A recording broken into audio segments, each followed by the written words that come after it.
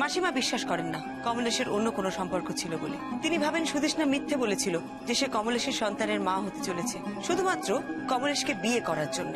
2 মাস যেতে না যেতে শুনি তার বাচ্চা নাকি নষ্ট হয়ে গেছে। এ কি ভোজবাজি নাকি? এই বাচ্চা ছিল আর এই বাচ্চা নেই।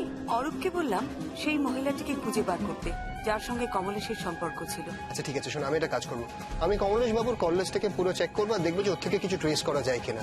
আমি হরাইজন ইন্স্যুরেন্স কোম্পানি থেকে আসছি। আপনি কি কমলেশ শিকদারের মা মিসেস লাবণ্য শিকদার? হ্যাঁ। আপনার সাথে একটু কথা আছে প্রাইভেট।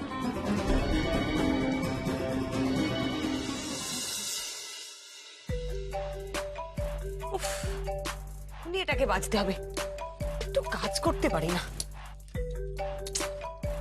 বাবা। ও বাড়ি থেকে ফোন। মাসিমা, হ্যালো। হ্যালো বড়মা। হ্যাঁ মাসিমা বলুন। বড়মা তুমি শিগগিরই একবারে বাড়িতে এসো, এক্ষুনি এসো মা। কেন মাসিমা, কি হয়েছে? আপনি আপনি ঠিক আছেন তো? না মা, আমি ঠিক নেই, আমি ঠিক নেই মা। ওই লাইফ ইন্স্যুরেন্স থেকে লোক এসেছিল। Insurance company? হ্যাঁ সে তো আসতেই পারে মাসিমা। মা ওরা এসে না কি সব বললো যে কমু নাকি কি সব ইন্স্যুরেন্স করিয়েছিল, সে নাকি অনেক টাকার ইন্স্যুরেন্স, আর সেসব নাকি ও আমাকে নমিনি করে গেছে।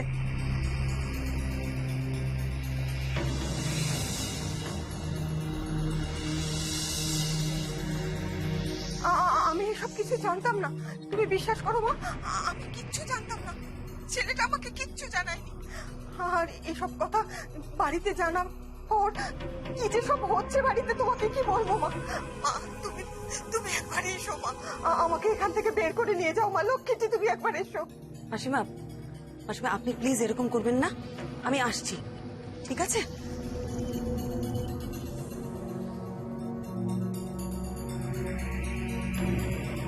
ইন্স্যুরেন্স? আশ্চর্য না, সাধারণত নমিনি তো সবাই স্ত্রীকে করে। কমলেশ তাহলে স্ত্রীর নামটা বদলে মায়ের নাম করে দিল কেন? তাহলে কি কমলেশ সত্যি সত্যি ডিভোর্সের জন্য তৈরি হচ্ছিল আর সুদেষ্ণা সেটা জেনে গেছিল? জানেন, আমার মনে হয় না সুদেষ্ণা এই নমিনির ব্যাপারটা জানতো। চমৎকার, যখন আমাকে নমিনি করা হলো তখন ঢাকঢোল পিটিয়ে সেটা জানানো হলো, আর আজ বলে গেল যে আমি নমিনি নই। এটা কি করে হয় মা? আমি তো বুঝতেই পারছি না, আমাকে না জানিয়ে এসব হলো কখন? নমিনি পাল্টে গেল অথচ কেউ কিছু জানতে পারলো না, আপনিও না। জানার জন্য যে মানুষটা ছিল তাকে তো তুমি টিকতে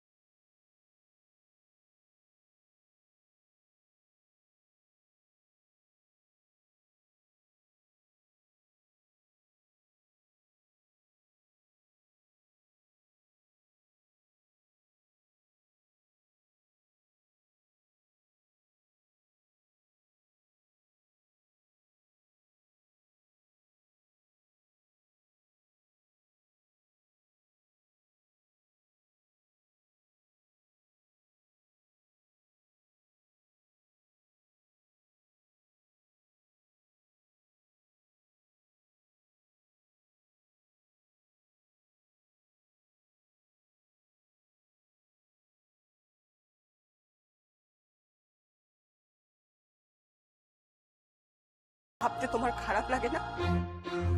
প্রথম দিন থেকে কিভাবে তাকে ফাঁসিয়েছো সেটা কেউ জানে না ভেবেছো? ডাহা মিথ্যে কথা বলেছো তাকে। কেন বলো তো? কি ক্ষতি করেছিল সে তোমাদের? হ্যাঁ, কেন বারবার এই কথা বলছেন আপনি? বাবলি একবারের জন্য আপনার ছেলেকে ঠকায়নি। বাবলি যে প্রেগন্যান্ট ছিল আপনার ছেলে ভালোভাবে জানতো। থাক, আমার আর এই সমস্ত কথা শুনতে ভালো লাগছে না। আমি তো বলেইছি আমি চলে যাব। হ্যাঁ, সে তো আপনি যাবেনই, নিজের ব্যবস্থা করে নেবেন, কিন্তু আমি, আমার কি হবে? সে যে আমাকে পথে বসিয়ে দিয়ে গেল। ইন্স্যুরেন্সের টাকা, বাড়ি, সব সব চলে গেল, সব চলে গেল। আমি এখন কি করব? আমার তো যাওয়ার জন্য কোনো বৃদ্ধাশ্রম নেই, আমি কি করব? বাবলি শান্ত হ। ওনাকে এই কথাগুলো বলে কি লাভ? উনি তো তোর কথা ভাবেন না। ভাবতে হবে, ভাবতে হবে, আমি ভাবাবো। তুমি কি ভেবেছ আমি এত সহজে ওদেরকে ছেড়ে দেবো? না, আমি মামলা করব। আমার প্রাপ্য অধিকার থেকে আমাকে কেউ বঞ্চিত করতে পারবে না, কেউ না।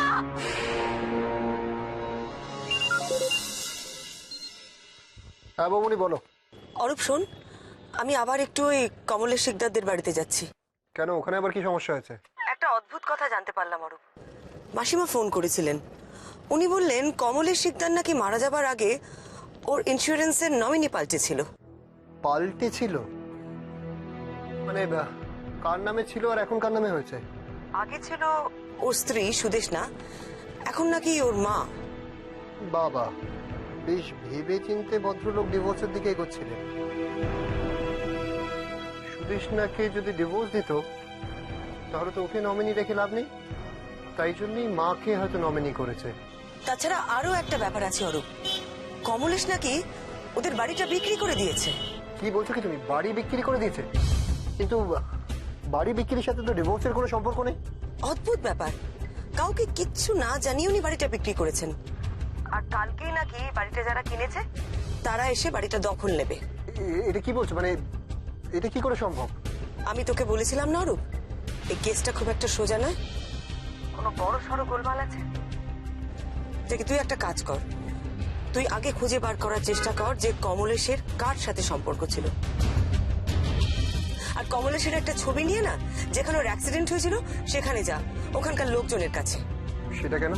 সুদেশনা বলছিল মন খারাপ হলে নাকি কমলেশ গঙ্গার ঘাটে গিয়ে বসে থাকতো। এমনও তো হতে পারে ওখানের কোনো লোক ওকে আগে দেখেছে, মানে মুখ চেনা, সে যদি কোনো খবর দিতে পারে। এই কমলেশ লোকটা কিন্তু বেশ জটিল ছিলেন। দেখি শোন, আমি প্রায় পৌঁছে গেছি। হ্যাঁ, আমি রাখছি, আমি তোর সাথে পরে কথা বলবো। ঠিক আছে, তুমি দেখো ওখানে কি অবস্থা।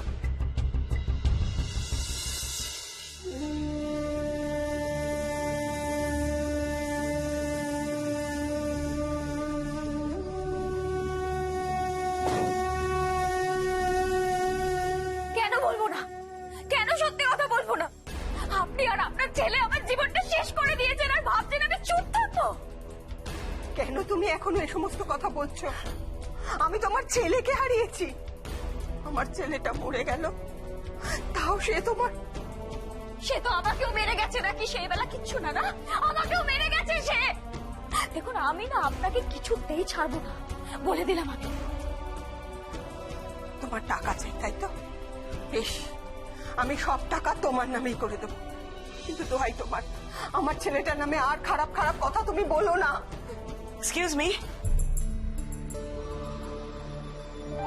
ও আপনি? তা আপনি সবকিছু শুনেছেন তো? কি হয়েছে? হ্যাঁ শুনেছি, বাইরে থেকে আমি সব শুনেছি, আমি আপনার গলাও শুনেছি। আর আপনি যে ওনাকে বলছিলেন ওনাকে ছাড়বেন না, সেই কথাটাও কিন্তু আমি শুনেছি। তুমি এসেছো মা, তুমি এসেছো। দেখো দেখো এখানে আমার কি অবস্থা দেখো। আমি জানতাম না কিছু, বিশ্বাস করো আমি কিচ্ছু জানতাম না। ইন্স্যুরেন্স কোম্পানির লোক এসে বলল যে কমু নাকি আমাকে নমিনি করে গেছে। আচ্ছা, এর জন্য আমি কি করতে পারি বলো? আমার কি দোষ? কিন্তু এরা তো আমাকে বিশ্বাসই করছে না। বিশ্বাস করবো না? আপনি ছেলেকে দিয়ে সব করিয়েছেন, নইলে এরকমটা হয় কি করে? আপনি জানেন 2 মাস আগেও আমি পরিষ্কার জানতাম যে নমিনিতে আমার নাম ছিল, আর এখন আপনি আমার অবস্থাটা বুঝতে পারছেন তো? এই বাড়িটা না বিক্রি করে দিয়েছে ওনার ছেলে, সেই টাকাটাও মাকেই দিয়ে গেছে। আমি এখন কি করব? কোথায় যাবো আমি আমার মাথার উপরে ছাদ নেই, হাতে একটা পয়সা নেই, আমি কি করবো এখন? বাবলি, বাবলি তুই তো আমার সাথে যাবি, আমার সাথে যাবি, তুই শান্ত হ। কেন? শান্ত হ। কেন ওরা আমাকে ঠকাবে মা? কে কাকে ঠকিয়েছে সেটা ঠিকই জানা যাবে সুদেষ্ণা। ও, তার মানে আপনিও ওনার দলে, তাই তো? অবশ্য হবেন নাই বা কেন, উনি তো আপনাকে ডেকে এনেছে। মা, তুমি আমাকে একটু করুণা করবে মা, আমাকে তুমি কোথাও পাঠিয়ে দাও। ভালোই হয়েছে।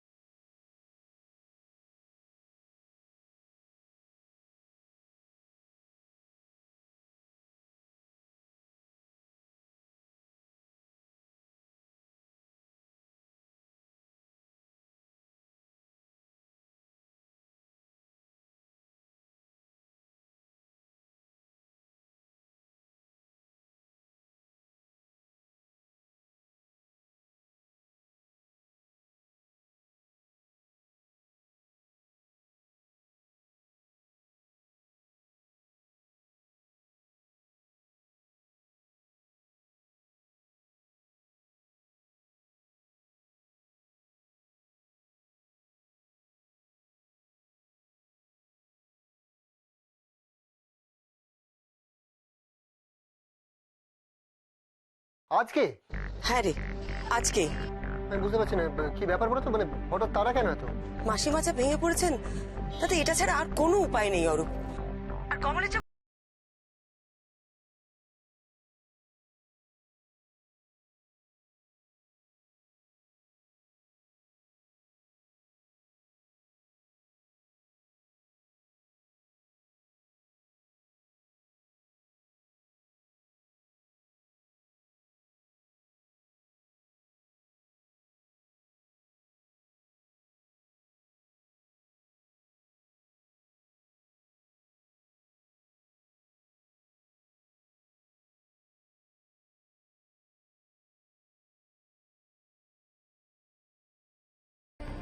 দেখ, ওনার তো আর কিচ্ছু করার নেই না।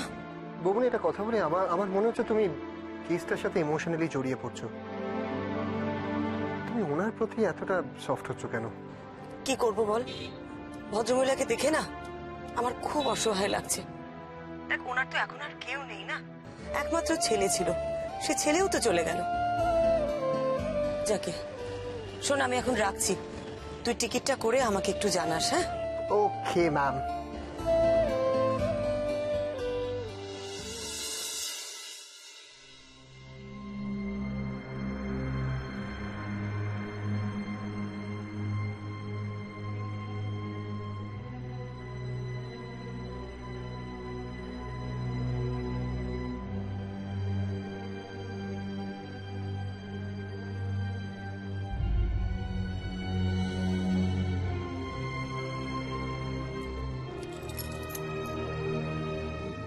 বৌমা, এই নাও ঘরের চাবি, ওনাদের তো দিতে হবে।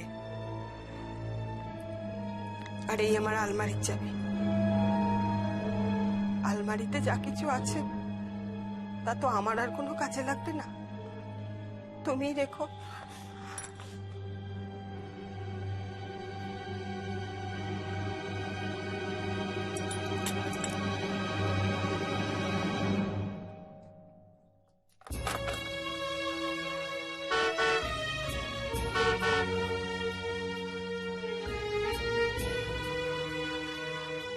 আসি তাহলে। ব্যাগটা দিন, আপনাকে গাড়ি অব্দি এগিয়ে দিই। থাক, আমি পারবো।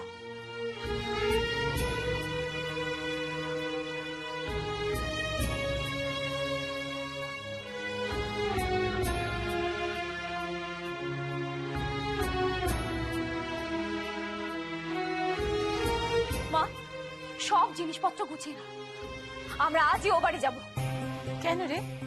বাড়ি হ্যান্ড ওভার না হওয়া অব্দি কাউকে একটা থাকতে হবে এখানে। থাকতে হবে না বলছি তো, আমি থাকতে হবে না, আজই যাবো। এক মুহূর্ত আমি এই বাড়িতে থাকতে চাই না। এই বাড়িতে আমি অপমান ছাড়া আর কিচ্ছু পাইনি, কিচ্ছু না। কিন্তু যাবে বলছিস, এই জিনিসপত্র জামা কাপড় এসব এক্স্যাক্টলি, এগুলো কি হবে? কি আশ্চর্য তো, আমি কি করব, আমি কেন ভাববো? যাদের ভাবার কথা ছিল তারা যখন ভাবেনি তখন আমরা কেন ভাববো মা? ভাই, দালালকে তুই এই চাবিটা দিয়ে আসবি। আর মা, তুমি এখনো দাঁড়িয়ে আছো? বললাম না অনেক কিছু গোছাতে হবে, চলে এসো।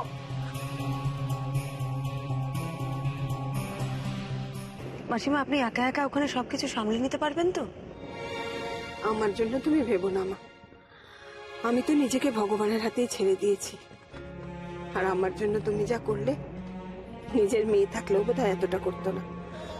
ও আমি ঠিক সব সামলে নেব।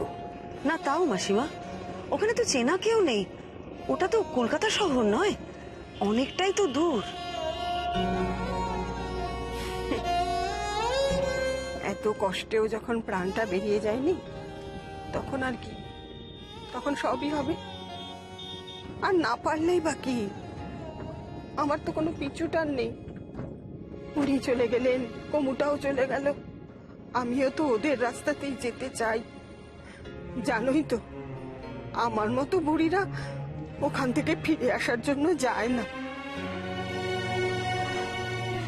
মাসিমা, এত বড় সুটকেসটা কোলে নিয়ে বসেছেন কেন? ওটা দিন দিন, আমি নিচে নামিয়ে রাখি।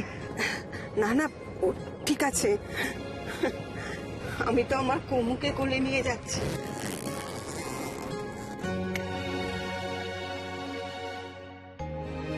এই দেখো,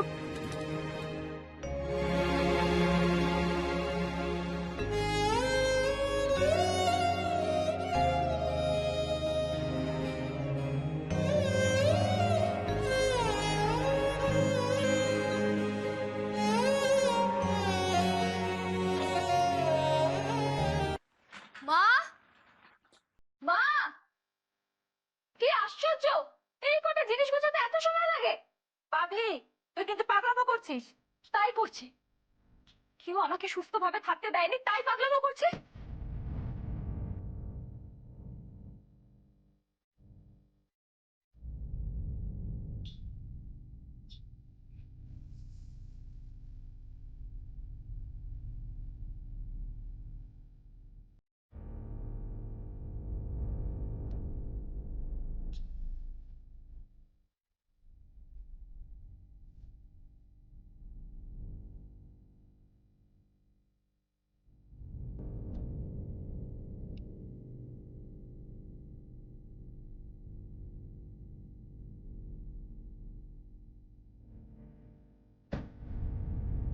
এটা আবার কি? আচ্ছা, এটা কার?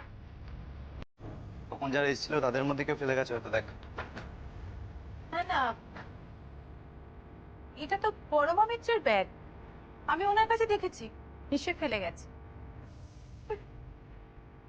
অদ্ভুত গোয়েন্দা তো, নিজের পার্সটুকু সামনে রাখতে পারেন, অন্যের বাড়িতে রেখেছে। এটা তোমাকে ফেরত দিতে হবে। তোর কাছে ওনার নাম্বার আছে না? কার্ড দিয়েছিল। দেখছি।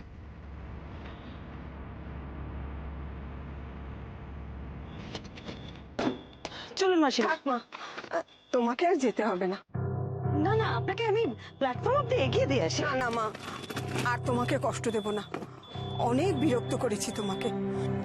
আমার জন্য তুমি যা করলে তা তো আর কেউ করেনি। আমি তোমাকে অনেক আশীর্বাদ করি মা, তুমি সুখী হও, অনেক বড় গোয়েন্দা হও তুমি। মাসিমা, আমার কিন্তু খুব খারাপ লাগছে। প্ল্যাটফর্ম এখান থেকে বেশ খানিকটা দূর, আপনি একা একা এভাবে সুটকেসটা টেনে নিয়ে যাবেন, আমার কিন্তু আপনার জন্য খুব চিন্তা হবে। ট্রেনে একা একা আপনি কিন্তু সাবধানে যাবেন। আমি নিজেকে তৈরি করছি মা, কতদিন বাঁচতে হবে তো জানি না, বাকি জীবনটা তো একা একাই বাঁচতে হবে। আচ্ছা মাসিমা, আপনি তো এখানে কোনো হোমে থেকে গেলে পারতেন, অত দূরে গিয়ে আপনার থাকার কি দরকার ছিল? এখানে কোমর স্মৃতি বড্ড বেশি মা, সেসব বড় কষ্ট দেবে। দূরে গেলে যদি একটু শান্তি পাই। আসি। আসুন, ওখানে পৌঁছে একটা থাকার ব্যবস্থা হলে আপনি কিন্তু আমাকে একটু জানাবেন। হ্যাঁ, সাবধানে যাবেন।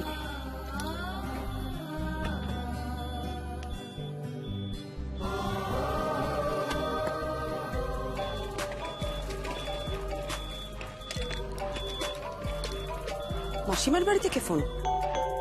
কে ফোন করলো? হ্যালো,